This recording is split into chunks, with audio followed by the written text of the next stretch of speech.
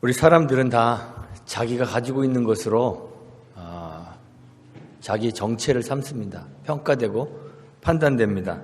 물론 부정적인 그러한 의미도 포함되어 있지만 사실 너는 누군가, 나는 누군가 이러한 질문에 대답하다 보면 긍정적으로든 부정적으로든 내가 가지고 있는 어떤 것들로 나를 표현할 수밖에 없습니다. 야고보서에 보면 야고보 사도가 교회를 질타하면서 이런 말을 했습니다. 교회 안에도 소유로 사람을 판단하는 경우가 많다 이야기합니다. 금가락지를 끼고 아름다운 옷을 입고 회당에 들어오는 사람이 있으면, 그리고 반대로 더러운 옷을 입고 남루하게 회당으로 들어오는 사람이 있으면 너희가 이렇게 차별하지 않느냐라는 이야기를 야고보 사도가 하고 있습니다. 사람들이 회당에 들어오는 그 사람들의 소유를 보고 그 사람을 판단하는 것입니다. 우리도 그렇습니다. 사람을 만날 때면 이 사람은 무슨 차를 타고 왔는지, 또 어떤 브랜드의 옷을 입고 왔는지, 가방은 어떤 가방을 들고 있는지 우리 쭉 살펴봅니다. 그리고 그것으로 선입견을 삼습니다. 사람을 판단합니다. 꼭 물질만 이야기하는 것이 아닙니다. 어떤 사람이 가지고 있는 학력, 얼마나 오랫동안 많이 공부를 했는지, 또는 학벌, 얼마나 좋은 학교에서 공부를 했는지, 지혜와 지식의 깊이를 가지고 사람을 평가하기도 합니다. 가진 것이 어떤 때는 권력일 때도 있습니다. 어디다 대고 이래? 나 국회의원이야? 뭐 이런 거 TV 또 뉴스 이런 데서 심심찮게 듣잖아요. 대부분의 나라들의 헌법들이 인간은 태어나면서부터 양도하거나 빼앗을 수 없는 권리를 가진다, 이런 천부인권이라고 하는데, 이 천부인권을 법으로 보장하고 있습니다. 그런데 사실 이 세상에서는요, 자기가 소유하고 있는 것으로 평가되고 또 그것이 자기의 정체가 되는 것, 이건 어쩔 수 없는 것 같습니다. 그래서 사람들에게 있어서 무엇을 가지고 있는가, 무엇을 소유하고 있는가 하는 것은 정말 중요합니다.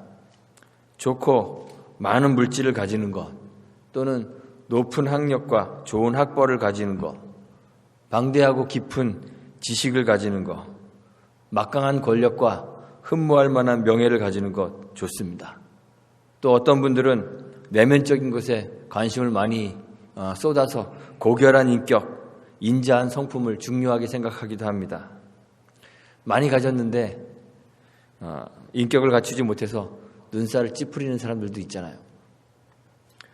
그런데 교회도 사실 똑같습니다. 그 가진 것으로 평가됩니다. 어떤 교회가 좋은 교회인가? 좋은 교회는 무엇을 가지고 있어야 하는가? 우리가 반드시 생각해 보아야 할 그런 중요한 문제입니다. 우리 교회는 무엇을 소유하고 있을까요?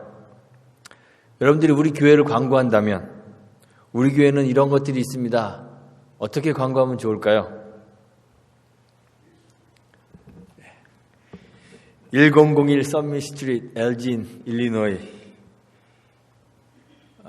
몰기지 없는 교회 건물, 넓은 주차장, 편안한 잔디밭, 요람에서 무덤까지 묘지 완비, 이렇게 광고하면 될까요?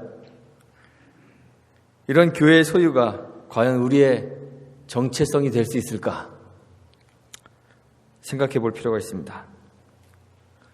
예루살렘 교회도 세상에 있는 교회이기 때문에 그들이 소유하고 있던 것으로 자기의 정체를 삼는 것이 당연합니다. 오순절 성령 강림 이후에 예루살렘 교회는 상상할 수 없을 정도로 놀라운 폭발적인 성장이 있었습니다. 베드로의 한 번의 설교로 회심하여 세례받고 교회로 들어온 사람들의 숫자가 무려 3,000명이나 되었습니다. 믿는 사람들이 다 함께 있어서 모든 물건을 서로 통용했다고, 44절에서 2장 44절에서 이야기합니다. 사람들이 자기의 재산과 소유를 다 팔아서 각 사람의 필요를 나누어 주었습니다. 사도행전 4장 32절 이하에 보면 그냥 신자들이 재산과 소유를 막 팔아갖고 자기들끼리 막 무질서하게 막 나눠 가졌던 것이 아니에요. 팔은 재산과 소유를, 그 돈을 교회 앞으로 가지고 왔습니다. 믿는 무리가 한 마음과 한 뜻이 되어 모든 물건을 서로 통용하고 제 재물을 조금도 제 것이라 하는 이가 하나도 없었다고 이야기했습니다. 그리고 밭과 집 있는 사람들은 그것들을 팔아 그 판 값을 가져다 사도들의 발 앞에 두었습니다. 이렇게 성경이 보도하고 있습니다. 그리고 그 예를 들어서 바나바라 하는 요셉의 이야기를 합니다. 밭을 팔아가지고 사도들의 발 앞에 그 값을 두었습니다. 사도행전을 읽어보면 집사가 세워지기 전에 사도들이 담당했던 중요한 업무 중에 하나가 그 모여진 재물을 가지고 구제하고 또 그 당시에 약자였던 과부들을 돌보는 것이었습니다. 소유가 교회로 집중되었습니다. 전에는 가난했던 교회가 이제 갑자기 늘어난 재물로 인해서 부유해지는 것이죠. 중세 시대에도 이런 현상들이 있었습니다. 핍박받던 시절이 끝나고 기독교가 공인이 되었습니다. 이제 예수 믿어도 좋다. 황제가 선언해 주었습니다. 그리고 얼마 지나지 않아서는 국교로까지 정해지게 되었습니다. 그러자 교회가 점점 부유해지기 시작합니다. 교회가 자기가 소유한 부로 자기의 정체를 삼았습니다. 부를 자랑하기 위해서 교회 건축을 시작합니다. AD 1000년경에 프랑스의 그 수도사였고 또 역사 기록가였던 라울 글레버라는 사람이 당시의 교회에 대해서 기록한 글이 있습니다. 대부분의 교회당들이 옛날에 매우 튼튼하게 지어져서 개축할 필요가 전혀 없음에도 불구하고 각각의 기독교 공동체들은 치열한 경쟁심 때문에 인근의 교회보다 더 호화로운 교회를 갖고 싶어 했습니다. 그래서 주교자에 위치한 거의 모든 교회들, 온갖 부류의 성자들에게 바쳐진 수도원 교회들, 그리고 마을의 아주 작은 예배당조차도 신자들에 의해서 전보다 더 보기 좋게 중수되고 있었습니다. 이게 중세 1000년경에 일어났던 교회의 모습이에요. 오늘날 우리 교회와 너무 비슷하지 않습니까? 현대교회는 참 부유해졌습니다. 그래서 돈으로 하는 것들을 아주 잘합니다. 구제, 봉사, 기부하는 돈이 세상의 모든 단체들보다 기독교가 하는 것이 제일 많습니다. 선교비도 엄청 많이 보냅니다. 교회도 잘 짓습니다. 몇백억짜리 교회를 건축하는 일이 그냥 비일비재합니다. 그런데 초대 예루살렘 교회는 교회로 몰려든, 교회로 집중되는 그 소유를 자기의 정체로 삼지 않았습니다. 그것으로 자기를 나타내려고 하지 않았습니다. 베드로와 요한은 3,000명이 한꺼번에 회심하고 또 모인 신자들이 소유를 막 나누는 그런 상황 속에서 기도하러 지금 성전에 올라가고 있습니다. 성전 미문에 도착했는데 거기서 나면서부터 다리를 쓸 수 없는 한 거린을 만나게 됩니다. 이 사람은 혼자 걸어서 그곳까지 올 수도 없어서 사람들이 메고 와서 성전 미문에 앉혀놓은 사람입니다. 이 거린은 거기서 베드로와 요한에게 구걸합니다. 베드로와 요한이 그 거린을 향해서 이야기하죠. 우리를 좀 봐라. 기대하고 있었겠죠. 뭘 주려고 자기를 쳐다보라고 하는가. 궁금해서 쳐다봅니다. 그런데 베드로가 아주 실망스러운 이야기를 합니다. 은과 금은 내게 없습니다. 전 돈이 없습니다. 이 얘기예요. 많은 신자들이 자신들의 소유를 나누기 위해서 교회로 가지고 나온 소유들이 엄청 많을 텐데 사도들은 조금의 물질도 소유하지 않았습니다. 그리고 이야기하죠. 내게 있는 것을 주겠습니다. 나사렛 예수 그리스도의 이름으로 걸으십시오. 베드로와 요한이 가지고 소유하고 있었던 것은 돈이나 물질이 아닙니다. 예수의 이름입니다. 소유가 자기를 드러내는 정체성이 되는 것은 어느 시기나 마찬가지입니다. 초대교회도 마찬가지인데 초대 예루살렘 교회는 물질이 아니라 예수의 이름이 자신을 통해서 드러나기를 원했습니다. 예수를 소유하고 있다는 사실을 세상에 보여주고 싶어 했던 것이죠. 이렇게 전도할 수도 있을 거예요. 교회 오면 좋은 나눔이 있습니다. 우리 교회는 여러분들의 필요를 채워줄 수 있는 충분한 것들이 있습니다. 우리 교회는 소유를 잘 나누기 때문에 교회에서 여러분들의 필요를 채워줄 수 있습니다. 광고하고 선전할 수도 있습니다. 교회가 자신들의 소유로 구걸하는 사람들에게 돈도 좀 나눠주고 음식도 나눠주고 의식주를 제공해 줄 수도 있습니다. 세상에 힘들고 어려운 사람들이 참 많이 있는데 교회로 모여진 이 소유를 가지고 그들에게 베풀고 나눠줄 수도 있었습니다. 그런데 예루살렘 교회는 그런 소유로 자기를 보여주지 않습니다. 교회가 진정으로 소유해야 하고 또 소유하고 있는, 그래서 그것으로 정체성을 삼고 싶은 바로 예수 그리스도의 이름을 그들은 보여주고 가지고 있었습니다. 사도들은 예수의 이름 외에 자신들의 모든 다른 소유들을 다 내려놓습니다. 예수 외에는 마치 아무것도 가지지 않은 것처럼 그렇게 살았습니다. 불교나 다른 종교가 이야기하는 무소유, 자유함을 얻기 위해서, 도를 얻기 위해서 가지는 그런 무소유가 아닙니다. 예수가 교회의 정체이기 때문에, 예수가 교회의 중심이기 때문에 사도들이 그렇게 한 것입니다. 꼭 물질만 소유하지 말라는 이야기가 아닙니다. 예수 외에 모든 것을 이야기합니다. 바울은 지혜와 지식의 사람이었습니다. 높은 학문을 가지고 있었고 학식을 가지고 있었습니다. 그러나 그것이 교회의 정체도 아니고 바울이 어떤 사람인가를 보여주는 내용도 아니었습니다. 바울이 이야기하죠. 나는 사람들에게 거리끼고 미련한 것, 예수의 이름, 그 십자가에 못 박히신 것, 그거 외에는 아무것도 알지 아니하기로 작정하였습니다. 고린도전서 2장 2절에서 이야기하잖아요. 그리고 갈라디아서 6장 17절에서 말합니다. 내 몸에는 예수의 흔적을 가졌습니다. 나를 보면 예수가 보일 것입니다.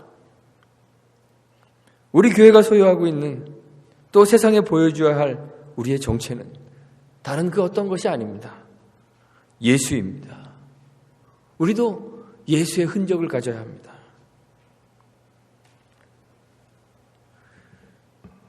교회는 예수의 이름을 자랑했지만 사실 단순히 예수의 이름만 소유하고 있었던 것은 아닙니다. 예수의 이름과 함께 그 이름이 가지는 능력도 소유하고 있었습니다. 다리를 쓰지 못하는 거린에게 베드로가 이야기하죠. 나사렛 예수 그리스도의 이름으로 걸으십시오. 그리고 오른손을 잡아 일으킵니다. 그러자 발과 발목이 곧 힘을 얻고, 그래서 뛰어 서서 걸으며 성전으로 들어가면서 걷기도 하고 뛰기도 하며 하나님을 찬미했다고 했습니다. 교회는 예수의 이름과 함께 예수의 이름이 가지는 능력도 소유하고 있었습니다. 예수님의 이름이 가지는 능력이라고 말하니까 또 기적이나 은사를 생각하는 분들도 있습니다. 물론 초대교회에는 많은 기적들이 나타났습니다. 병자를 고치기도 하고 심지어는 죽은 사람을 살리기도 했습니다. 예수님도 지상에 계실 때, 공생의 사역을 하실 때 많은 치유의 기적을 보여주셨습니다.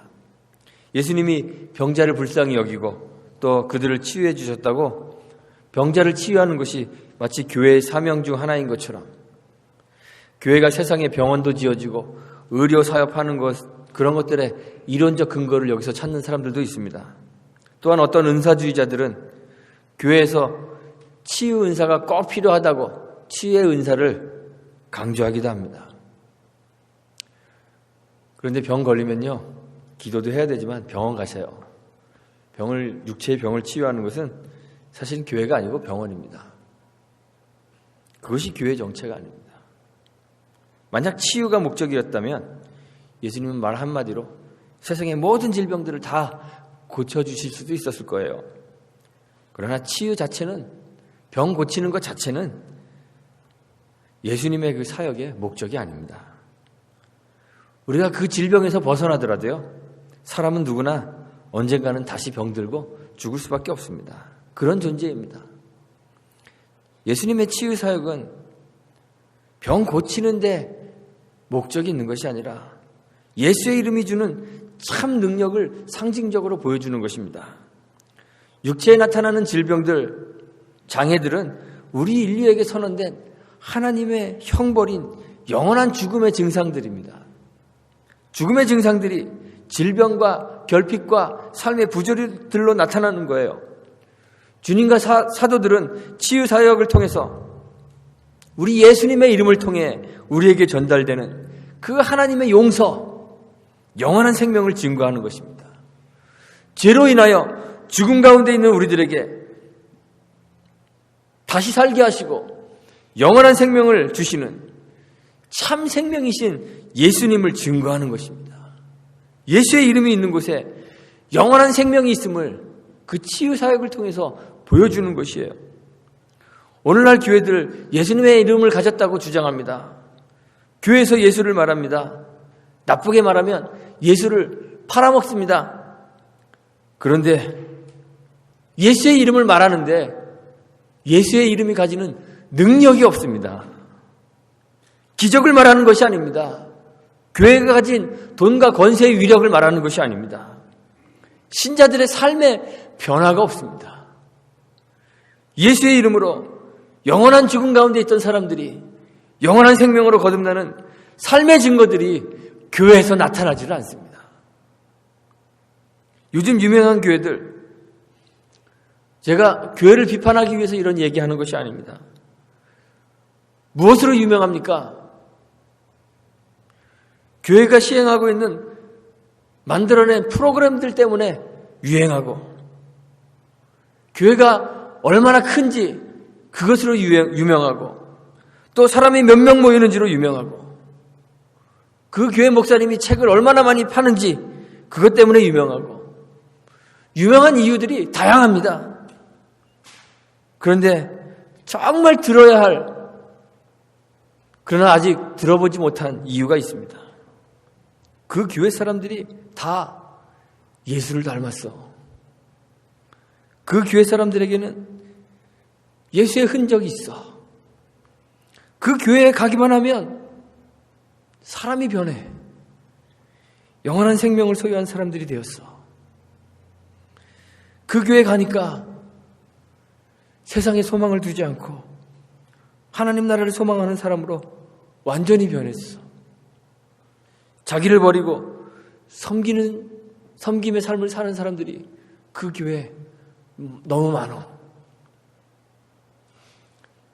아직 이런 얘기는, 이런 교회 들어보지 못한 것 같아요. 우리 교회가 이런 소리를 듣는 교회가 되었으면 좋겠습니다. 우리 교회, 우리 성도들의 정체성은 무엇으로 증거되고 있습니까? 여러분들이 소유하고 있는 것 과연 무엇입니까? 여러분 무엇을 소유하고 있습니까? 교회 예배당 건물이나 우리가 시행하고 있는 프로그램이나 교회에 출석하는 사람들의 숫자, 이런 것으로는 우리가 어떤 존재인지 세상에 증거할 수가 없습니다. 교회는 그런 것들이 아니라 예수의 이름으로 세상에 자기를 증거해야 합니다. 우리 교회를 통해 예수가 보여지고 있다고 자신할 수 있으십니까? 여러분들의 삶을 통해 예수가 자랑되고 있습니까? 우리 성도들이 교회에서 다 예수를 만나고 또 예수를 간직할 수 있게 되기를 바랍니다. 교회에 오는 것은 사람 만나기 위해 오는 것이 아닙니다. 교회에 오는 것은 자신의 정신적 안정을 위해서 오는 것도 아닙니다. 교회에 오는 것은 삶의 곤란한 문제들을 해결하기 위해 나오는 것도 아닙니다. 교회에 오는 것은 교회가 예수를 소유하고 있기 때문입니다. 교회는 그리스도께서 머리로 존재하시기 때문입니다. 함께 모이는 교회로서뿐만 아니라 교회인 성도 개개인이 그 삶에 온전히 그리스도를 모시게 되기를 간절히 소망합니다. 바울은 예수와 그의 십자가에 못 박히신 것 외에는 나는 아무것도 알지 않기로 작정하였다 이야기했는데, 과연 우리들의 삶에는 예수가 얼만큼 계시는지, 여러분들은 하루를 지내며 예수님을 얼마나 생각하고 지내십니까? 하루 24시간 가운데 잠자는 시간 8시간 빼고, 그리고 나머지 16시간 가운데 주님을 얼마나 생각하십니까? 일주일에 얼마를 예수님과 함께 동행하고 계십니까? 삶에서 결정해야 되는 크고 작은 문제들을 대할 때 예수가 여러분들의 결정에 얼만큼 영향을 미치고 있습니까?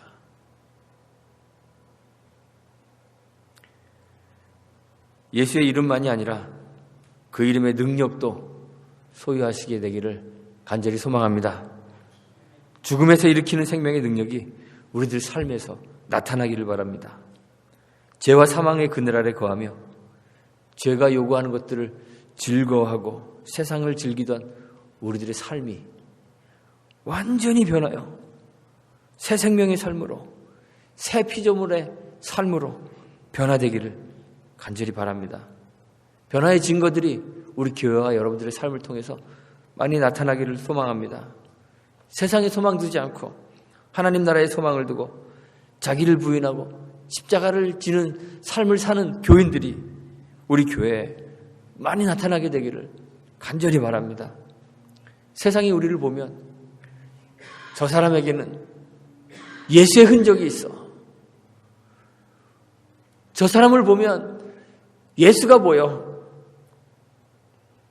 세상이 우리를 보면서 예수의 흔적을 발견하고 예수 닮은 사람으로 변화되는 교회가 되기를 간절히 소망합니다. 사람들이 이야기하더라고요.